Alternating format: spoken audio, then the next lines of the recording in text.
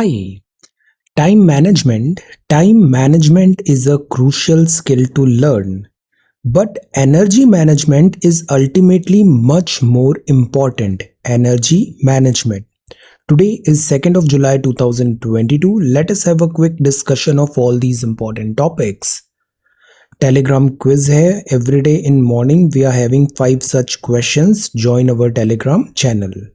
Then this is quiz number 62 geography.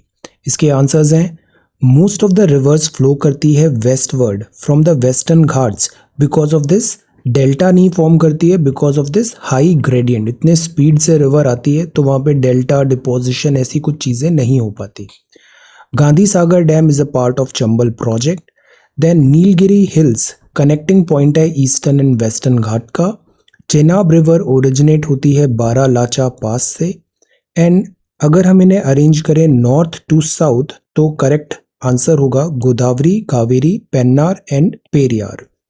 आज के सवाल हैं the channel separating the Andaman island from the Nicobar island is known as what. जो channel water channel separating Andaman and Nicobar islands.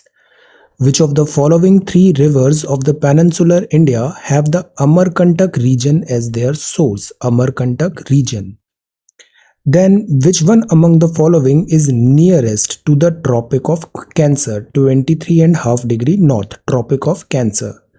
From west to east, which one of the following is the correct sequence of hills? इन पहाड़ियों का sequence बताना है west to east और यहाँ पे Tropic of Cancer. Then river Luni originates near Pushkar and drains into which one of the following? Luni river किस area पे drain करती है? सो ये 5 सवाल हैं आज के लिए। आज की वोकेबलरी है डेरेलिक्शन, इसका मतलब होता है कर्तव्य का त्याग करना। Then the state of having been abandon and become dilapidated. Staunch supporter है मतलब निष्ठावान है। Loyal and committed in attitude. Gravest crime. Giving cause for alarm, serious है, बहुत गंभीर है। रेवर्ड का मतलब होता है सम्मान। फील डीप रेस्पेक्ट और एडमायरेशन फॉर। कॉन्ट्रीवांस का मतलब होता है युक्ति। The use of skill to bring something about or create something, कोई टैक्टिक है, स्कीम है, लाइक दैट। सो ये कुछ वोकेबुलरी वर्ड्स हैं आज के लिए। If you come across any other important word, write down that word along with its meaning in the comment section down below. Language proficiency is very important. ये सी set है, C set के ये 4 सवाल हैं, ट्राई टू आंसर। ये 3 सवाल हैं, try to answer these 3 questions. News bites में आज हम देखते हैं एंथ्रेक्स का।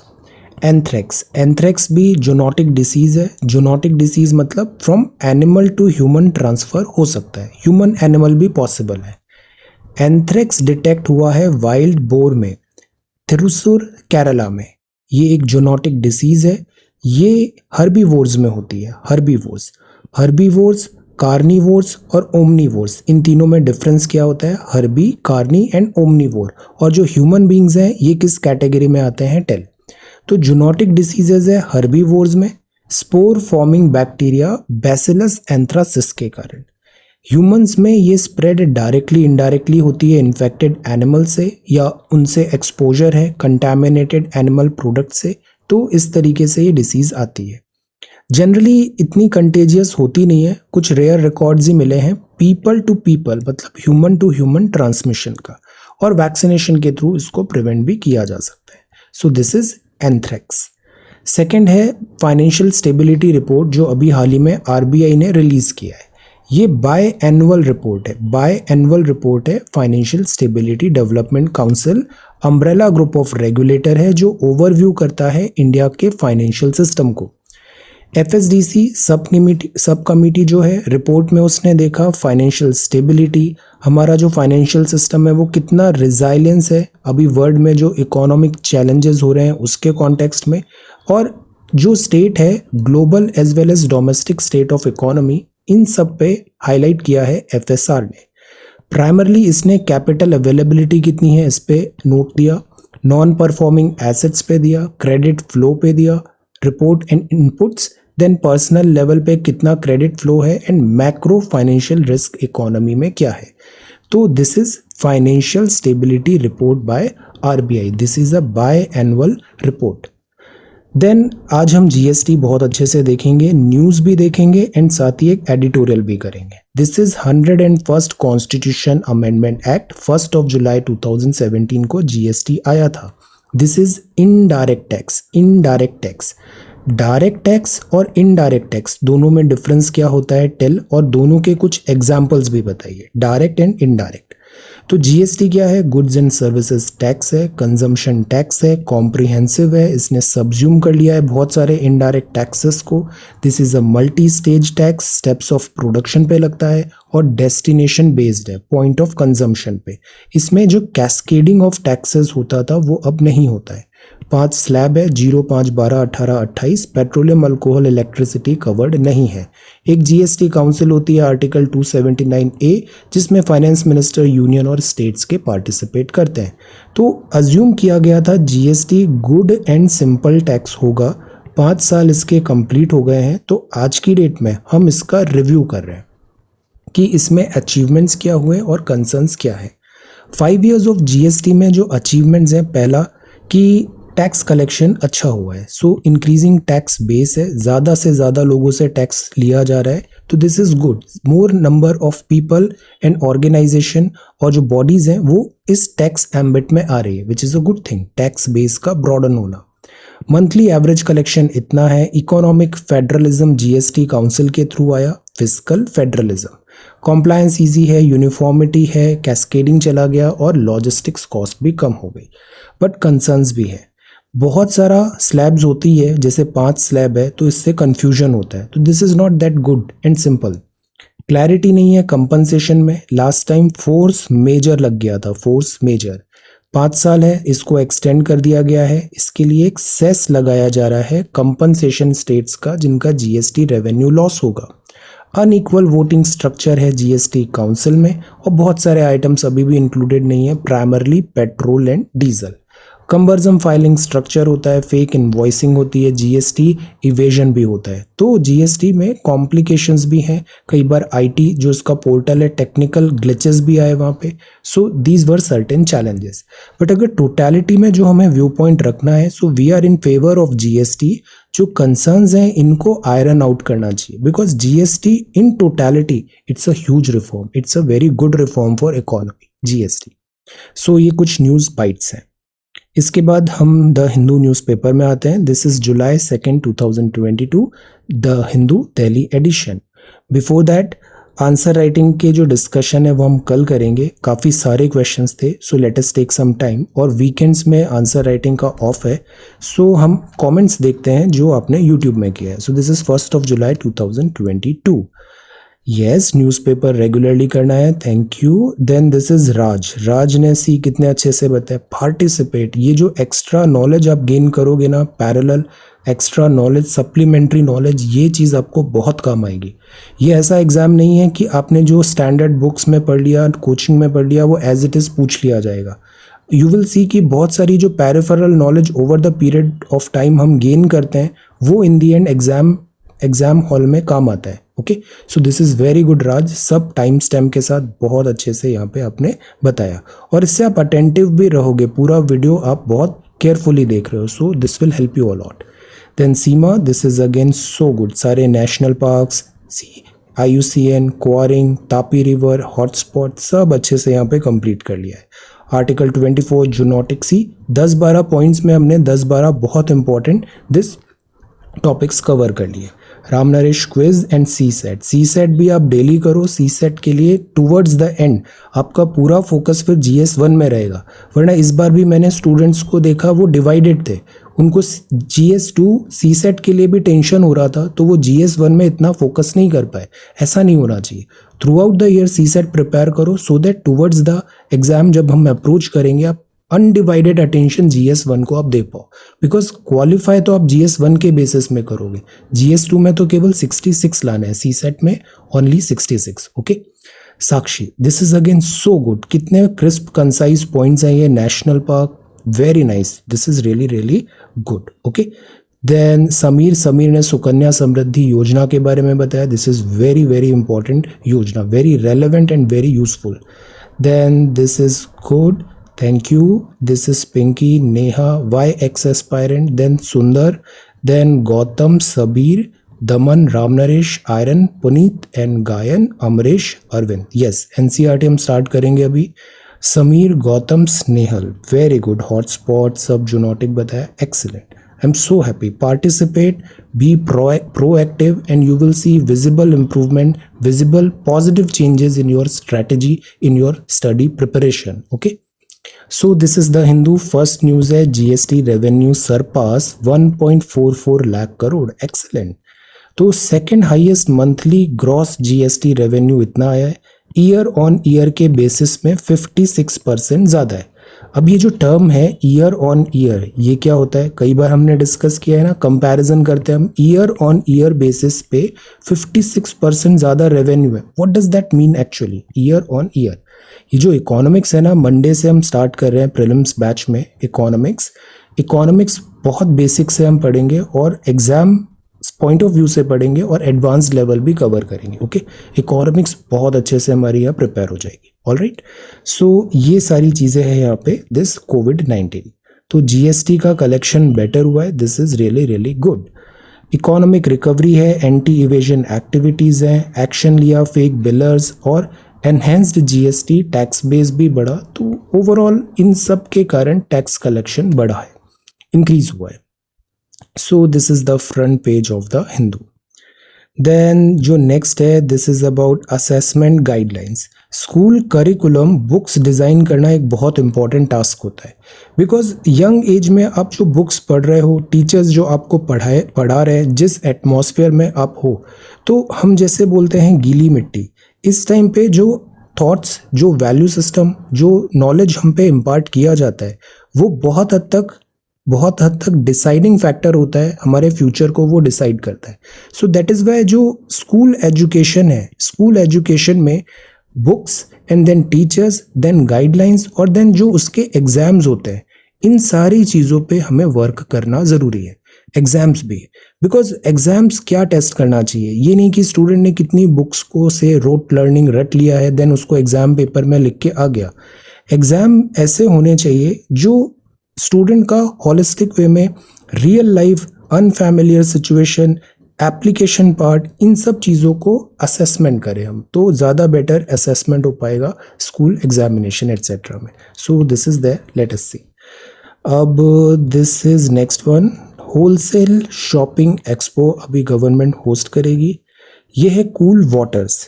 Boys cool themselves by taking a dip in the waters of the Dal lake on a hot and humid day in Srinagar on Friday. तो ये क्या है, Dal lake. This is very beautiful. यहाँ पे शिकारा होते हैं, बोट्स होती है. This is boats floating, this is shikara, this is Dal lake. जो लेक्स होती है ना, लेक्स आर वेरी इंपॉर्टेंट. इसके लिए एक रामसर कन्वेंशन होता है, रामसर कन्वेंशन. आप बताओ रामसर कन्वेंशन की लेटेस्ट 3 कौन सी एंट्रीज हैं from India, latest 3 Ramsar sites कौन सी है इंडिया की. और इसमें एक मॉन्ट्रेक्स रिकॉर्ड भी होता है, उसमें कौन सी वेटलैंड्स हैं ये भी आप बताइए. Okay, so this is Ramsar and this is Dal lake. Then, और ये डल लेक किस टाइप की लेक है, जैसे लेक्स के टाइप्स होते हैं ना, कुछ टेक्टोनिक होती है, कुछ मैन मेड होती है, कुछ डिपोजिशनल होती है, कुछ ग्लेशियल होती है. So which type of lake is this, Dal lake. So this is page number 3 and this is 6 identified for breach causing Silchar flood. यहाँ एक्चुअली क्या हुआ कि जो रिवर है, रिवर अपने इस चैनल पे बह रही है, इसके साइड में एम्बैंकमेंट्स होते हैं. एम्बैंकमेंट्स क्या करते हैं, रिवर के पानी को रिवर चैनल छोड़ के बाहर जाने से स्टॉप करते हैं. यहाँ कुछ कल्प्रिट्स मिले. जो सिल्चर में जो फ्लड आया वो इसलिए आया कि एम्बैंकमेंट्स को तोड़ दिया गया था. एम्बैंकमेंट्स को तोड़ दिया तो पानी वहाँ से निकल के this flood plain area then city में ब्रीच कर गया और इसके कारण ये डिवास्टेशन हुआ. सो अभी आइडेंटिफाई किया जा रहा है कि ये जो सिल्चर फ्लड हुआ, एम्बैंकमेंट्स जिसने तोड़ा उनको आइडेंटिफाई कर रहे हैं. Then this is this page. अब जो नेक्स्ट है editorial, first is political, second is reset mood. यहाँ बात है जो अभी जीएसटी काउंसिल हुआ, इसमें कुछ पॉजिटिव आउटकम्स नजर आए. 279A, दिस इज कॉन्स्टिट्यूशन में आर्टिकल 279A में जीएसटी काउंसिल का मेंशन है.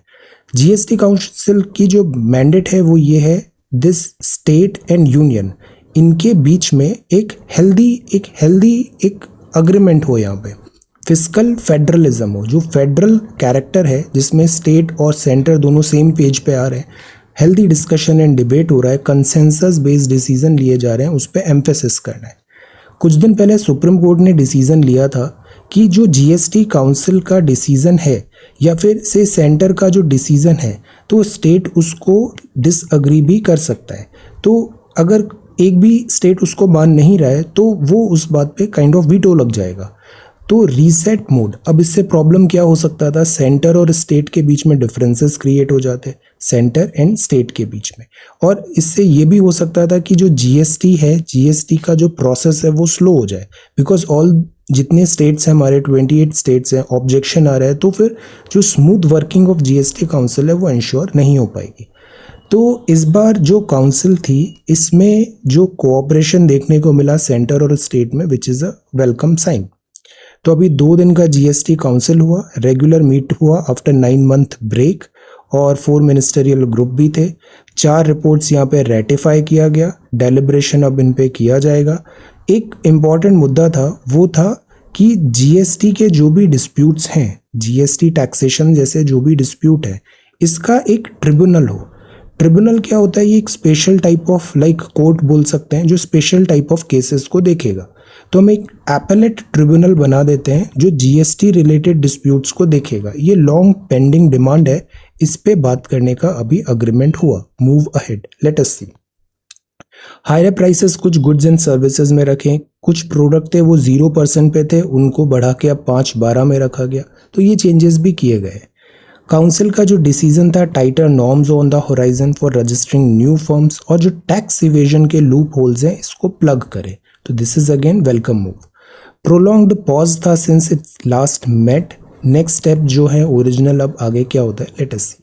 अब सी, एक चीज़ जैसे सुप्रीम कोर्ट ने बोला अभी, जो हमने शुरू में देखा कि arbitrary imposition of centres decision in the council, और फिर स्टेट्स को उसे फॉलो करना पड़ेगा। यहाँ स्टेट्स को ज़्यादा डिनाई करने के भी राइट्स होने चाहिए, बट इसमें फ्रिक्शन इस बार देखने को नहीं मिला कि जो स्टेट्स थे उन्होंने भी कोऑपरेटिव फेडरलिज्म, फिस्कल फेडरलिज्म की तरफ बात किया, तो this is good.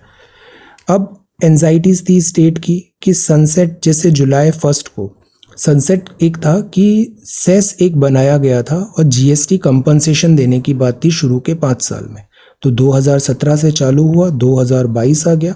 What next, 2022 के बाद व्हाट नेक्स्ट, तो इसको एक्सटेंड भी करने की बात है, कंपनसेशन जीएसटी का।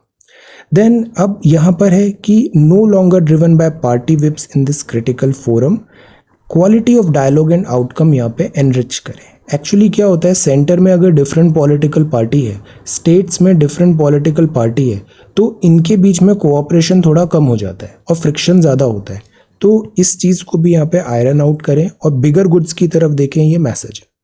Sustaining and nurturing is fledging federal compact is critical to make the GST work better for all. तो जीएसटी का सक्सेस होना हमारे लिए बहुत ज़रूरी है। ये हिस्टोरिकल मोमेंट था, मिडनाइट में पार्लियामेंट ओपन हुई थी और जीएसटी बिल पास हुआ था, एक्ट बना था, तो that is why GST is very significant for our economy.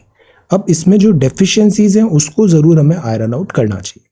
Okay, then this is recommended a dose of humour and democracy. यहाँ प्राइमरली बताया है actually different forms of government possible है। हमने over the period of time different forms of government देखा, और जो हमारा experience रहा है कि democracy is obviously not perfect, but it is the best available option जो बाकी सारे फॉर्म्स ऑफ गवर्नमेंट हमने ट्राई किया। एक बार हम क्विकली देखते हैं कि the way government works, different forms क्या हो सकते हैं। सी, रिपब्लिक। रिपब्लिक का मतलब होता है government whose authority is based on citizen voters. Citizen voters जैसे कुछ कंट्रीज हैं, कुछ कंट्रीज में क्या होता है कि वहाँ का जो लीडर है वो लोगों ने नहीं चूज़ किया है, तो वो रिपब्लिक नहीं है। हमारे यहाँ जो गवर्नमेंट है उसकी अथॉरिटी सिटीजन के वोट के थ्रू होती है, इलेक्टेड और nominated officials chosen in free election. तो हमारे यहाँ फ्री एंड फेयर इलेक्शंस होते हैं, तो दैट इज़ वाई वो कहलाता है रिपब्लिक। पब्लिक को यहाँ पे पावर है, पब्लिक का vote, that is republic. Okay, फिर एक होता है थियोक्रेसी। थियोक्रेसी क्या होता है? Government where priests rule in the name of God. तो ये रिलीजियस टाइप ऑफ गवर्नमेंट होती है। रिलीजन, रिलीजियस बुक्स, इस पे ये ज़्यादा एम्फेसिस करते हैं। यूजुअली इनको मॉडर्न फॉर्म ऑफ गवर्नमेंट नहीं बोला जाता है। तो ये जो होती है, इसमें दिस प्राइमरीली जो रूलिंग होती है वो basis on principles of particular religion होता है। So this is theocracy. Technocracy क्या होता है? इसमें साइंटिस्ट है, टेक्निकल एक्सपर्ट्स है, ये लॉज, साइंस, इनके हिसाब से knowledge, skill, wealth, power technocracy है। जैसे टेक्नोक्रेट्स भी होते हैं ना, ब्यूरोक्रेट की तरह टेक्नोक्रेट। टेक्नोलॉजी ड्रिवन होती है ये फॉर्म ऑफ गवर्नमेंट। एनार्की क्या होती है? एनार्की का मतलब है लॉ ऑर्डर नहीं है, लॉलेसनेस है, डिसऑर्डर है, this is a mob, absence of law, तो एनार्की। ऑलिगार्की का मतलब होता है रूल ऑफ द फ्यू। कुछ सेलेक्टेड बहुत रिच लोग हैं, वो ही पूरी कंट्री को डिक्टेट कर रहे हैं, चला रहे हैं। This is a form of power structure. Power effectively एक फैक्शन ऑफ पर्संस या फैमिलीज के पास ही रहता है, तो वो ऑलिगार्की होता है। टायरनी क्या होता है? जिसमें जो अथॉरिटी है एब्सोल्यूट रूलर का है, वहाँ पे आर्बिट्ररी वो उस पावर को यूज कर रहा है for the purpose of government, law and justice, तो वो टायरनी होती है, वो टायरनी होती है। फेडरेशन क्या होता है? जैसे यूएसए, बहुत सारे स्मॉल यूनियंस हैं, इन सब ने मिलके एक कंट्री बना लिया, तो the United States of America बन गया।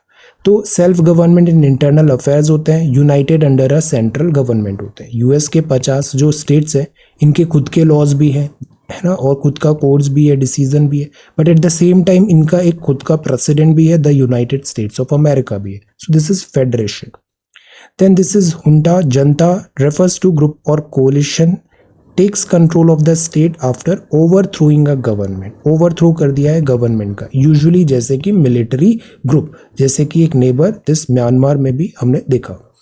देन इसके बाद आती है डेमोक्रेसी। ये जितने भी कीवर्ड्स हम देख रहे हैं ना, they are very relevant GS2 paper 2 में, और political science etcetera, polity, these are very important. Democracy मतलब लोगों की जनता है, rule of the people, this is the best form of government. Political system है जिसमें जनता खुद चूज करती है, of the people, by the people, for the people, this is democracy. Representative government यहाँ पे हो सकती है, तो India is a democracy. Autocracy क्या होता है? गवर्नमेंट के पास एब्सोल्यूट पावर है, hands of a single person के पास है, और मिनिमल रिस्ट्रेंट है, उस पर कोई डिसीजन लेने पर कोई चेक एंड बैलेंस नहीं है, lack of popular mechanism of popular control है, तो वो ऑटोक्रेसी हो जाता है। मतलब एक ही पर्सन है, वही सारे डिसीजन ले रहा है। फासिज्म क्या होता है? A way of ruling advocates total control of the people, seeks to promote ancestral and cultural values, eradicate foreign influence, जैसे कि नाजिज्म देखा था हमने हिटलर के टाइम पे, this is fascism, fascist. Then monarchy क्या होता है? इसमें लाइक राजा महाराजा type, government where supreme authority vested in a single usually hereditary figure, जैसे किंग है, फिर उनके बच्चे, फिर उनके बच्चे, मतलब this is monarchy, whose power can vary from absolute to none at all. तो this is a monarchy. Then plutocracy क्या होता है? इसमें जो रिच हैं, जो पावरफुल हैं, जो वेल्दी हैं, जो वेल्दी क्लास है, वो गवर्नमेंट को चला रही है, और बिहाइंड द सीन, तो दैट इज प्लूटोक्रेसी, यहाँ पे मनी इन्वॉल्व है। देन टोटलिटेरियन गवर्नमेंट वो होती है जिसमें single political authority regulate total control of the state कर रही है, एक ही पार्टी है, उसका पूरा टोटल रूल चल रहा है वहाँ पे। कम्युनिज्म क्या होता है? सिस्टम ऑफ गवर्नमेंट जिसमें communism is when the state owns and operates industry on behalf of the people, जैसे कि चाइना हो गया, कम्युनिस्ट फॉर्म ऑफ गवर्नमेंट है। जितनी भी प्रॉपर्टी इंडस्ट्री है वो ओन्ड बाय स्टेट है, प्राइवेट प्लेयर यहाँ नहीं है। डिक्टेटरशिप होती है कुछ जगह, तो ये वो गवर्नमेंट है जहाँ पे सारी पावर एक पर्सन या ग्रुप पे है, और ये जो रूल है वो उन्होंने इनहेरिटेंस ऑफ फोर्स या फिर ऑप्रेसिव मेजर वहाँ पे अपना रखे। तो what are these are different form of government जो ओवर द पीरियड हमने ट्राई किया। Republic, democracy, theocracy, autocracy, technocracy, fascism, anarchy, monarchy, oligarchy, plutocracy, tyranny, totalitarian, federation, communism, junta and dictatorship. तो ये डिफरेंट फॉर्म्स ऑफ गवर्नमेंट है, and this is among all these this proven to be the best form of government, जो कि हमारे यहाँ है democracy. सबसे biggest democracy of the world कौन सा है? टेल। एंड सबसे oldest democracy of the world कौन सा है? टेल। ओके, अब this is next one, see keeping head above water in Silchar, ये एम्बैंकमेंट्स टूटे और बहुत फ्लडिंग हो गया, दिस असम सिलचर, सिलचर कहाँ है, यहाँ पर है, दिस इज सिलचर, और ये पूरा स्टेट है असम। असम जो है, असम सबसे बड़ा राज्य है नॉर्थ ईस्ट का, और असम स्टेट हर दूसरे राज्य ऑफ नॉर्थ ईस्ट से बॉर्डर शेयर करता है, तो this is Assam. Then this is page number 9. DRDO carries out test flight of autonomous this unmanned aerial vehicle. तो ये UAV का डिमॉन्स्ट्रेट किया DRDO ने, which is good thing. Aerial vehicle है ऑटोनोमस फ्लाइंग विंग टेक्नोलॉजी, तो this is demonstrator, और चित्रदुर्ग कर्नाटका में इसका टेस्ट हुआ। मेजर माइलस्टोन है, स्टेप टूवर्ड सेल्फ रिलायंस ज़रूरी है। यूएवी जो है ये फ्यूचर है वॉरफेयर का, तो इसमें एक्सपर्टीज़ होना ज़रूरी है। तो दिस इज देयर। अभी इसको रुस्तम 2 जो है, indigenous medium altitude long endurance male UAV under development है, इसकी कैपेसिटी और बढ़ाई जाएगी। ओके, तो an unmanned combat aerial vehicle is also on the drawing board. Usually जो यहाँ पे नंबर्स दिए जाते हैं ना, वो हम थोड़ा लाइक टोन डाउन करके ही देते हैं। कभी भी कोई भी फौज, कोई भी कंट्री अपनी एक्चुअल पावर नहीं दिखाता।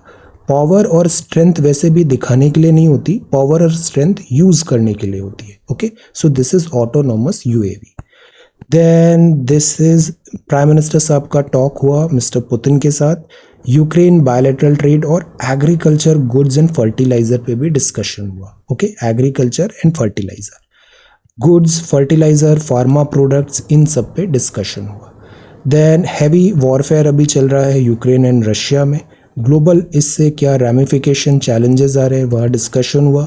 रशियन ऑयल सप्लाई जो 1.2 बिलियन बैरल पर डे भी पहुंच गई है, तो रशिया जो है इम्पॉर्टेंट पार्टनर है डिफेंस के लिए भी और ऑयल सप्लाईज के लिए भी। तो this is there, this is Russia. अब देखो, डाई अमोनियम फॉस्फेट का इतने टन इंपोर्ट है fertilisers. Okay, so this is Russia.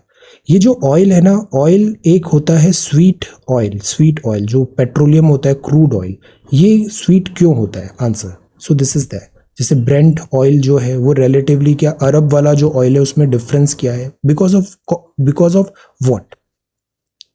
Lakhs of devotees throng Puri to attend annual Rath Yatra. तो जगन्नाथपुरी में अभी एनुअल रथ यात्रा है। Temple priest and devotees preparing for the Jagannath यात्रा इन Puri. Then this is government hikes duty on gold to cushion rupee. RBI कभी भी रुपी appreciate depreciate हो रहा है, आरबीआई इसमें कभी भी डायरेक्ट इंटरवेंशन नहीं करता है। आरबीआई बस इसको कुशन करने की कोशिश करता है ताकि नी जर्क नहीं हो कि आज 70 है कल 80 हो गया, ऐसा नहीं। आरबीआई हमेशा इस चेंज को एक स्मूदन करने की कोशिश करता है। तो कुशन रुपी, पिछले कुछ टाइम पे हमने देखा जो डॉलर है वो स्ट्रांग हो रहा है, बिकॉज अनसर्टेनिटी है वर्ल्ड में, डॉलर स्ट्रांग हो रहा है तो बाकी करेंसी वीक हो रही है, तो रुपी भी रिलेटिवली वीक होता जा रहा है इन कंपैरिजन टू डॉलर। अब इस स्लाइड को, इस जो डेप्रिशिएशन को स्मूदन करने के लिए आरबीआई क्या कर रहा है, डॉलर का सेल कर रहा है। डॉलर कहाँ से आ रहे हैं? आरबीआई का जो फॉरेक्स रिजर्व है, इंडिया का जो फॉरेक्स रिजर्व है, वहाँ से तिजोरी से डॉलर निकाल के हम मार्केट में फ्लोट करा रहे हैं, और इससे क्या हो रहा है, डॉलर का अवेलेबिलिटी बढ़ा रहे हैं और मार्केट में डॉलर आ रहा है और आरबीआई से आ रहा है, बट उससे क्या हो रहा है, रुपी को थोड़ा स्ट्रेंथ मिल रहा है। बट आरबीआई जो फॉरेक्स रिजर्व है वो हमारा 642 बिलियन से अभी अंडर 600 तक भी पहुंच गया था। अब हमें अगर इंपोर्ट कम करना है, because we Indians love gold, yellow metal, तो हम गोल्ड इंपोर्ट को भी डिस्करेज करने की कोशिश कर रहे हैं। तो that is Y gold import, because gold का इंपोर्ट करेंगे, पैसे तो डॉलर में देने पड़ेंगे, पैसे तो अपने पास नुकसान होगा, नुकसान in the sense export import bill बढ़ेगा। सो दैट इज़ वाई हम जो क्रूड ऑयल है, पेट्रोलियम प्रोडक्ट्स है, येलो मेटल है, इन सब पे टैक्सेशन लगाने की बात है। तो फ्रेश टैक्सेस हो गए export of fuel, petrol, ATF पे भी, और domestic sale of crude oil. अब इसमें एक बात और होती है, हम क्या करते हैं इंडिया में, हम क्रूड ऑयल का इंपोर्ट कराते हैं, इसका फ्रैक्शनल डिस्टिलेशन करते हैं, हमारे यहाँ रिफाइनरीज हैं, और फिर हम इसको एक्सपोर्ट कर देते हैं। तो import of crude oil, then export of processed this crude processed products, petroleum products. तो यहाँ भी टैक्सेशन करने की बात है। सेकंड, इंडिया में कुछ डोमेस्टिक प्रोडक्शन भी होता है। इंटरनेशनल क्रूड ऑयल की प्राइस बहुत स्काई रॉकेट हो गई, डोमेस्टिक प्रोडक्शन की कम थी, तो यहाँ भी एक्स्ट्रा टैक्स लगा के इसको लेवल अप करने की कोशिश की जा रही। So the whole idea is जो करेंसी रुपी है उसको थोड़ा स्ट्रेंथ देना है। Purchasing manager index best indicator होता है इकोनॉमी का, बिकॉज पीएमआई में क्या होता है, हम जो मैन्युफैक्चरर्स हैं, सर्विस प्रोवाइडर्स हैं, इन बिजनेस इस एंड पे जाके उनसे पूछते हैं कि क्या परचेजेस बढ़ा रहे हो, रॉ मटेरियल ज़्यादा खरीद रहे हो, फ्यूचर आप क्या देख रहे हो। बिकॉज जो एक्चुअल में मैन्युफैक्चरर्स हैं, सर्विसेज प्रोवाइडर हैं, जैसे एक ऑटोमोबाइल ले लिया, मारुति का प्लांट ले लिया, मारुति बहुत सारे रॉ मटेरियल खरीद रहा है, बहुत सारे उसने ऑर्डर्स दे दिए से टायर्स के एंड बिल्डिंग जो कंस्ट्रक्शन में यूज़ होता है, मैन्युफैक्चरिंग में, कार्स में। तो इसका मतलब है मारुति के जो डिसीजन मेकर हैं, परचेजिंग मैनेजर है, वो अपटिक देख रहे हैं इकोनॉमिक एक्टिविटी में near future. So that is Y उन्होंने सप्लाईज बढ़ा दिया। परचेजिंग मैनेजर उसने ज़्यादा चीज़ें खरीदने लग गया। तो पीएमआई अगर ग्रेटर देन 50 होता है, इसका मतलब एक्सपेंशन ऑफ इकोनॉमी है। पीएमआई अगर लेस देन 50 होता है तो इसका मतलब श्रिंक हो रही है इकोनॉमी। तो पीएमआई ने हिंट किया कि मैन्युफैक्चरिंग स्लोड हो गई है to a 9-month low, price drag confidence to 27-month low, problem आ रहा है इन्फ्लेशन। देखो ये 53.9 आया जून में और 54.6 था मई में, एक्सपांशन है बट स्लोइंग डाउन 53.9। तो सेंटिमेंट्स डाउन है, एक्सपेंशन और economic activities. Okay, so this is there. बाकी जो इन्फ्लेशन है ये एक बहुत बड़ा हेडेक बना हुआ है सबके लिए। Steep duty on gold will boost grey market. अब देखो कोई चीज़ ऑफिशियली बहुत ज़्यादा टैक्सेशन के साथ महंगा हो जाता है तो उसका एक पैरेलल इकोनॉमी चलने लग जाता है, ग्रे मार्केट। तो ये भी एक थ्रेट है। देन बैंक बोर्ड ब्यूरो, जितने भी अपॉइंटमेंट्स होते हैं जैसे डिफरेंट बैंक्स एंड ऑल में, तो वो आते हैं वाया बैंक बोर्ड ब्यूरो। तो गवर्नमेंट ने रिकास्ट किया है bank board bureau to FSIB, financial services institution bureau. Then Maruti Suzuki SUV portfolio, SUV sports utility vehicle. Then GM not to sell India plan to Great Wall, and this is Hong Kong and Mr. Xi, Russia and this is Ukraine, Australia and France। AUKUS deal के कारण Russia and France के बीच में tensions आ गए थे, Australia and France के बीच में, because Australia पहले submarines ले रहा था डीजल फ्रॉम फ्रांस। जो US है, UK है, उन्होंने न्यूक्लियर सबमरीन्स देने की बात किया ऑस्ट्रेलिया को, तो फ्रांस की डील कैंसिल हो गई। और इस बात पे एक बहुत बड़ा दिस डिफरेंस इंटरनेशनल क्राइसिस हो गया फ्रांस, US, UK में और ऑस्ट्रेलिया में भी। सो this is that. Then this is monk calmness, stay calm, and this is sports. All right. So this is the Hindu newspaper और this is biodiversity। ये सारे biodiversity के हॉटस्पॉट्स इंडिया के। एक तो अपना ये हो गया पूरा हिमालय, ओके, हिमालय रीजन हो गया, और ये रीजन हो गया इंडो बर्मा रीजन। देन ये जो अंडमान निकोबार में यहाँ है सुंडालैंड, और this entire is western Ghats. तो कितने हो गए, 1, 2, 3 and 4। These 4 are biodiversity hotspots। Hotspots मतलब यहाँ पे threatened भी है species। Okay, so this is the Hindu for today। Thank you so much for watching this video। Take care, study well and be safe।